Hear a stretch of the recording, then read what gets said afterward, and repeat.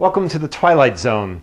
So if you're following along with this, you know very well what we're doing. We started this series off with a very innocuous P0171 code that I made a little cute quiz out of to test our diagnostic skills. And then it suddenly took a turn for the weird when I find that I do not have a long-term fuel trim response on bank 2, which we thought was our normal bank, causing a P0171 to lead us down this whole path of diagnosis on what could cause the lean condition on one bank. Turns out that we're on a whole different track of things now. So right now, we've got a lot of variables going on because we still have the original P0171, which I believe is actually more likely to be an 0171 and 0174.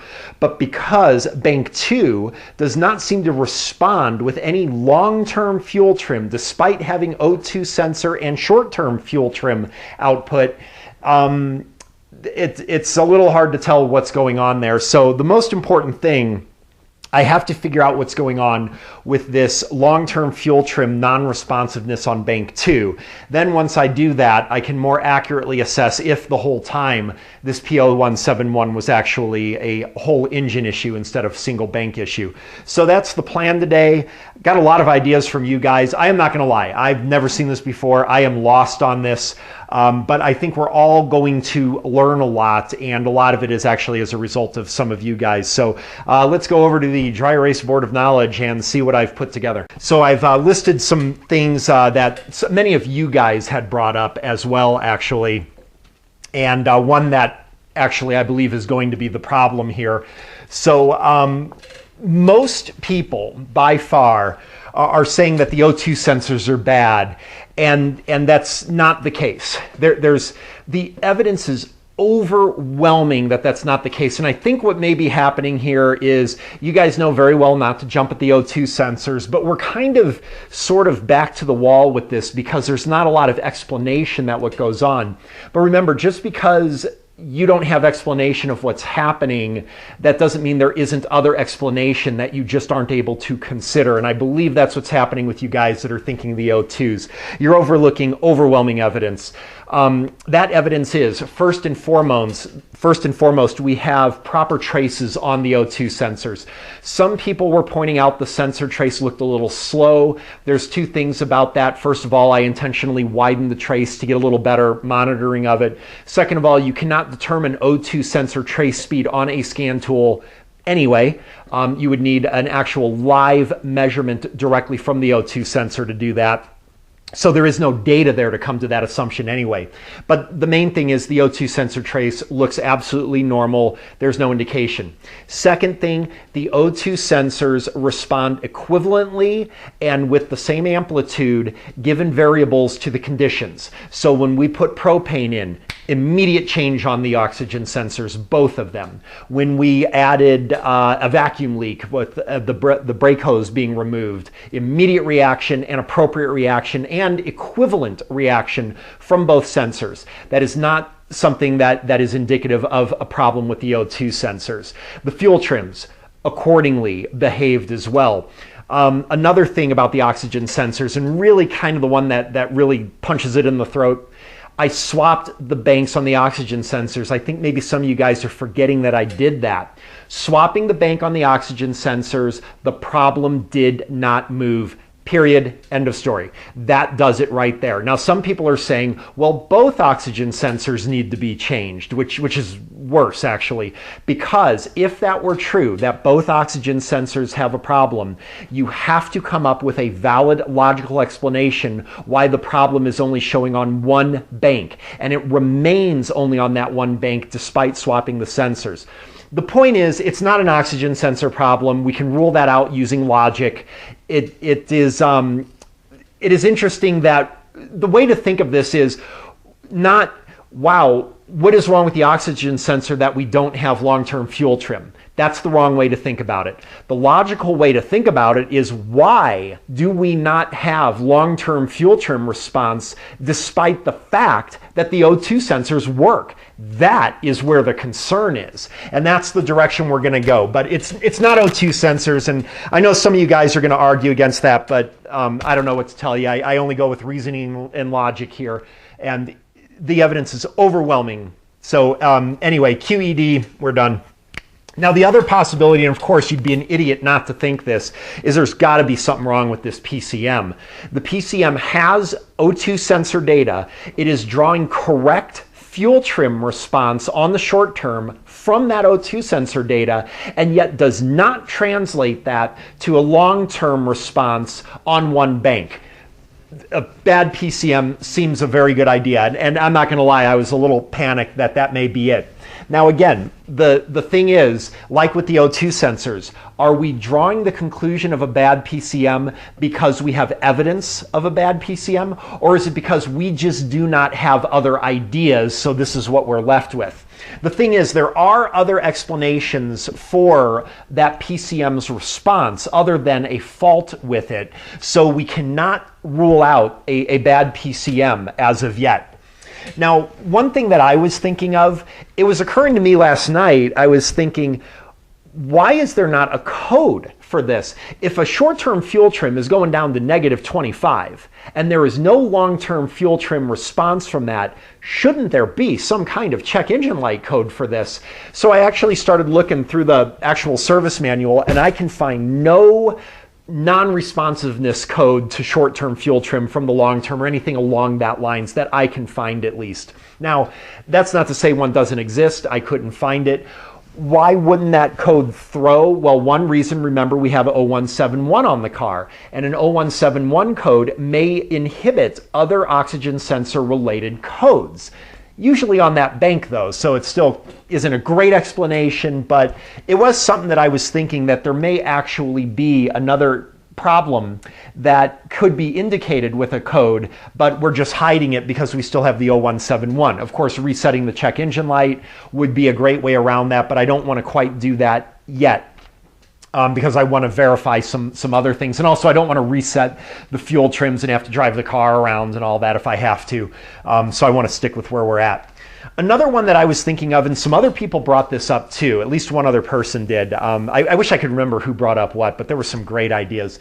One that I was thinking, is it possible that bank 2 is stuck in open loop? And it's highly, highly unlikely. First of all, we can see the oxygen sensor response, so we know that it's not in open loop from there. The second thing is we've got a short-term fuel trim response. Again, not something indicative of an open loop. And the third thing is that, well, it did occur to me that maybe there's separate coolant temperature sensors on each bank, and I could swap those coolant temperature sensors from side to side. But the trouble is that it validates that the coolant temperature sensors work by the O2 responses and stuff. But we're also going to do some other tests to show some phenomenon of an open loop only on one bank, which I don't know how that would happen other than if the computer uses independent coolant temperature sensors per bank. I don't know, but it's a possibility, so we're going to keep that there. And this is not ruled out yet, by the way, unfortunately. I wish it was. But O2 sensors are absolutely ruled out. The other possibility somebody brought up was that maybe my scan tool is actually not working properly. And it's very easy to test because I do have another scan tool. So we can take a look at that. But that gets us to the thing that I believe is going to be the actual problem with the car. And that is, I don't know what the problem with the car is. I should rephrase that. What will be the actual reason for the non-responsiveness of the long-term fuel trim? And that is, I believe that what we are seeing from that long-term fuel trim is what's called a substituted value. So what is a substituted value? Well, I probably should have explained this before I wrote this stuff down, but hopefully we can see up in this corner here. As you know, the computer is going to use various algorithms and things from the input sensors to put together mathematical formulas and stuff like that. So this value here may come from a sensor, and then this value here may come from a sensor, and then of course it draws a conclusion that there will be this much fuel trim, something, whatever. Now the problem is, and this is, I'm very limited on my knowledge about this. Remember, I'm just a do-it-yourselfer, so not only am I limited on my knowledge, I'm also limited in the amount of investment I am willing to give in learning this too. So but I am familiar with this to some extent. Now, what I do know is that if there is some problem where a computer cannot get this input because there was a problem with a sensor or something, then it will do one of a couple things, because you can clearly see in this simple formula, x plus y equals z, that without either x or y, it is impossible to even remotely estimate something for z. But if we have an input for y and we need one for x, one thing the computer will do is use a default substituted value. So this will just be a fixed value that the computer will plug into x if it does not have real input. And what happens is it gives a pretty good estimation for z to allow the car to operate properly, especially allow emissions to reasonably work. Generally, of course, you would get a check engine light for the failure of the input for x. That goes without saying. But that is one thing it will do. So for example, like on a coolant temperature sensor, if there is no input from the CTS, the engine generally won't continue running extremely rich all the time. What it'll often do to make sure that, that the engine doesn't run too rich is it'll plug in some value and just hold that value, assuming that the engine is warmed up after a certain time. Now, another way that it will do this is it can also take an input from another sensor and use that as a rough estimation for the failing sensor. So it can also do that. Another thing that can happen as well is there may be some other sensor that indirectly would have output for z. So now we would have something where we know y, we know z, and therefore we can figure out what x would be, and the computer can do things like that. So anyway, you see, the point is that there are different ways that the computer could plug a value in for a missing data component, and that value may be what I'm seeing on the scan tool. As a matter of fact, I am sure that that's what's happening. Now, obviously, the question is, why do we need a substituted value here when it has inputs from the O2 and from the short-term fuel trim? That I don't know. But somebody else brought it up. I think it was Steve Robb and also John Wrench brought this up, and John something, I can't remember the names exactly, but they brought up something that I did not know. What these guys were telling me is that one of the faults may be that I'm using enhanced parameter data on my scan tool. And if I use generic data, the generic data will not show if there's substituted values. And that is something that I have no knowledge of. If I understand correctly what they're saying, I may get completely different readings if I use generic data on my scan tool instead of the enhanced parameter data. So substitute data. This is the hypothesis that I am going with, because it is actually better than any of these other ones. I believe it is the most realistic. So one of the things that I want to do is, the whole point of this is, as a result of this newly learned fascinating thing with this substitute data, I now question what data I am using that is real and what data is substitute. I believe for sure that the long-term fuel trim on bank 2 is some kind of substitute value just given to my scan tool. But I'm a little concerned because I really don't understand the programming so much and everything. Maybe the fuel trim data from the short term is substituted. What if even the O2 sensor itself is? What if it's borrowing from the other bank? Now, I know this is not likely at all because I have diagnosed many bad, dead O2 sensors before with my scan tool. So I know that that's unlikely. It's borrowing from the other bank, but I need to find out what data is real and what isn't, and that is what we're going to do as the next step. Okay, so the first thing I want to do is, of course, reestablish that we still have our problem, because I see now yet another variable. Extremely frustrating when you're scientifically minded to keep having variables introducing beyond your control. But if you'll notice, our fuel trims are quite a bit lower than what they were in the last video after the car sat for a couple days actually. Let's verify that we have bank 1 running lean under load. And interesting, it looks like we may be climbing up a little bit, but on bank 2, but bank 1 definitely still has its variable response as before. So as we can see with the short-term fuel trim here, we've got short-term responses on both banks. We have normal oxygen sensor response. I know some people are saying it looks really slow. You are not allowed to determine the speed of an oxygen sensor response on a scan tool. You would have to have an oscilloscope. I will tell you that these oxygen sensor traces are completely normal.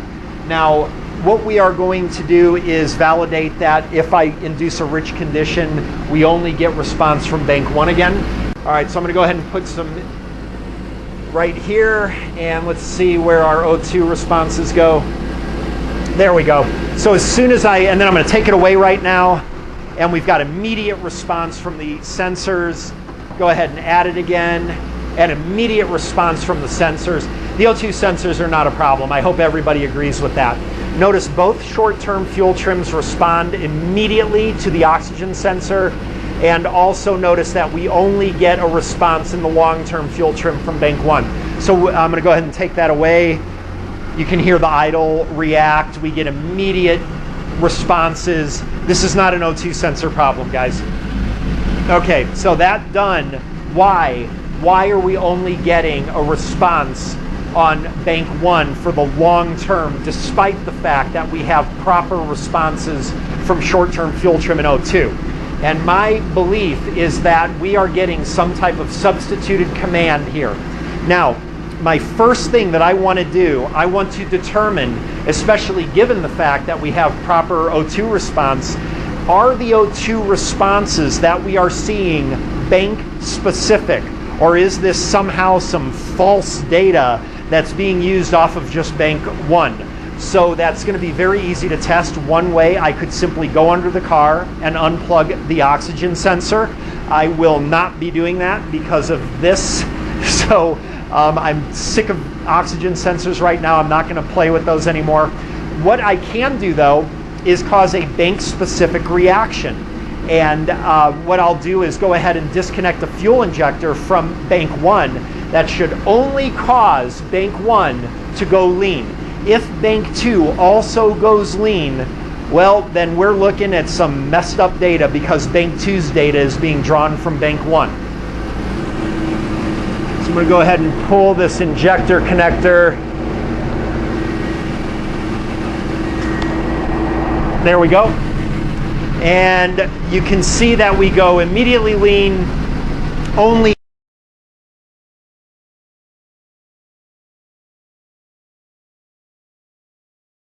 So what I think I'm going to do now is go ahead and take a look at this guy here. Maybe it's the scan tool not working right. Okay, so one thing I cannot do with auto tap, I am not able to do generic parameters. I would have liked to do that, but you default to the enhanced parameters when they're available with auto tap. Now the thing is with this program, Auto Ingenuity, let me go ahead and fill in this data here while I'm talking. I can purposefully select either enhanced parameters or generic. So right here I can choose either enhanced or generic. So I'm going to go ahead and choose generic and let that run. And I don't need to pull up trouble codes because I know now I'm going to have probably some kind of O200 trouble code from messing with the fuel injectors there. But let's try this in generic and see what kind of differences we get. All right, and I just want to add a little propane one more time here, see if we get those long terms to react, and it looks like we do. Okay, that's okay. So again, is that because I'm in generic, or is that because of using a different scan tool? So let's find out. Okay, so we're going to start this again, and this time we are going to use the enhanced powertrain. Let's see if we get only bank 1 responding under the enhanced powertrain? And if we do not, see, here's the problem. The problem is I just used my auto tap on a car with oxygen sensors yesterday and did the same test, and both banks reacted normally. So I know that my auto tap module is not a problem, or the software or something, because I did get reaction from both banks on another car with oxygen sensors. Let me go ahead and set this up and we'll see. Long terms up there, our short terms. Okay, great. All right, now I'm not getting any reaction here despite adding propane right into the intake, and you can even hear the idle change. I mean, you can, the idle is just so barely moving, but I'm not getting any reactions at all on the short terms. Let's see how our oxygen sensors, if they're going rich, they should be way rich. Oh, I have to add that data. God dang it. All right.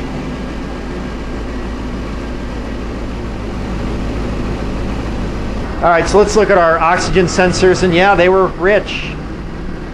Now it's starting to stabilize. Let me go ahead and add propane again, see if I can get them to go rich again.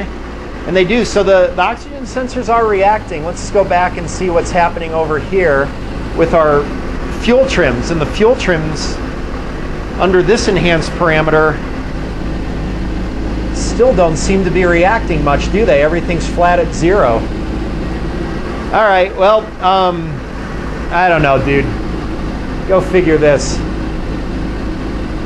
Let me do this. Let me go ahead and try resetting back to generic one more time and verify that we do see the changes in generic but not enhanced, and maybe there's just some enhanced communication problem. Okay, so here I am back in my generic. Let's go ahead and add our propane. And we are dropping the short-term fuel trims again and the long terms again.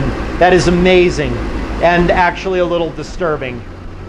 Wow, okay. Let's do this. Let me try resetting by letting the battery disconnect for 15 minutes or so. And then we'll see what happens with the enhanced again. But it is very obvious that I get appropriate readings without any problem at all on the generic, but my enhanced doesn't work at all.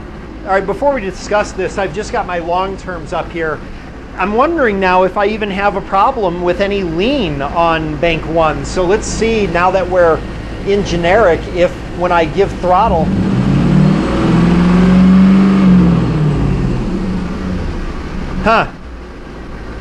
almost looks like indicative of a vacuum leak at this point. Now, of course, it hasn't stabilized after I've done all that propane stuff and everything, but look at my long-term fuel trims are a little bit high.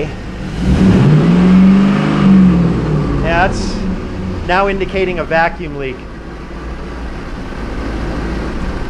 And notice both fuel trims reacting, incidentally, long-term.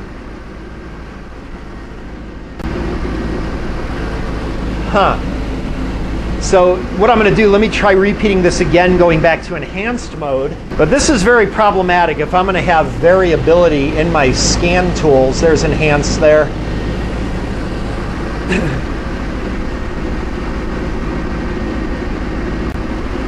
All right, back in enhanced mode here. Let's go ahead and pull up some long-term fuel trims one more time.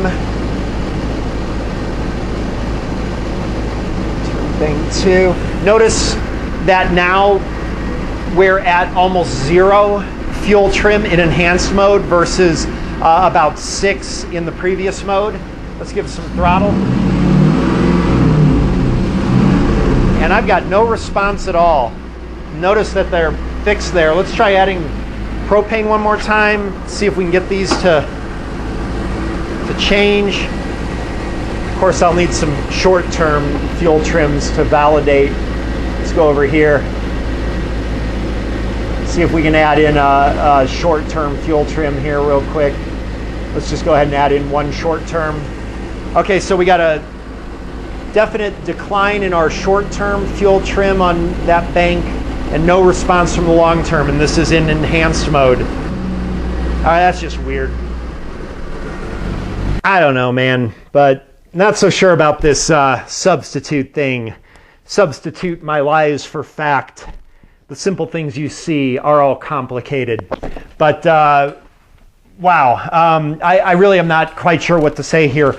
One thing I do know, I was kind of tempted for a second to say, wow, well, my auto tap scan tool just isn't working, but it does, because I used it just last night on a used car inspection where the car actually had a intake manifold leak that I diagnosed by the O2 sensor traces and the fuel trim traces, validated it, even found it using propane, showing exactly this same thing, that both long-term fuel trims responded. So I know it's not a mechanical or electrical issue with my scan tool here, but that is curious how two different scan tools are reading completely differently.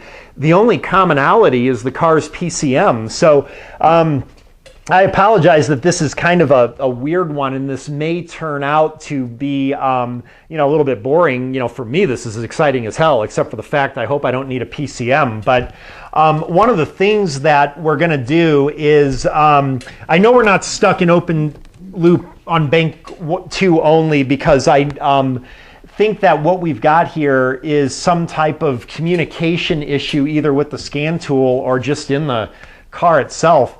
We did get a P0171, remember, so where did that come from? Because you look at the car and it doesn't seem like it's got any issues, at least as far as I haven't driven it under the generic thing yet, so I'll have to do that. But what I'm going to do is, and I'm sorry, I'm just lost. I'm actually really pretty lost, so that's why I'm, you know, normally I know exactly what's coming up before I do something because I can predict very well, but this is just not going by prediction, so I'm kind of stumbling, I admit.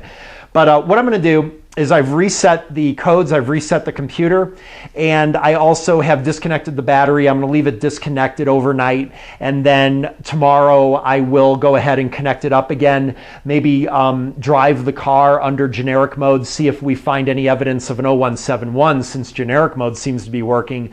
I guess it is. But and then see if we get my response back on my auto tap and under enhanced parameters. So that's all I've got right now, so I'll go ahead and do that. We'll see what data we get, and if we still have this issue, boy, I gotta think there's some PCM issue here, but I'm not quite ready to spend the money on a PCM on my car yet. So we'll see what happens with this battery disconnect and resetting the PCM.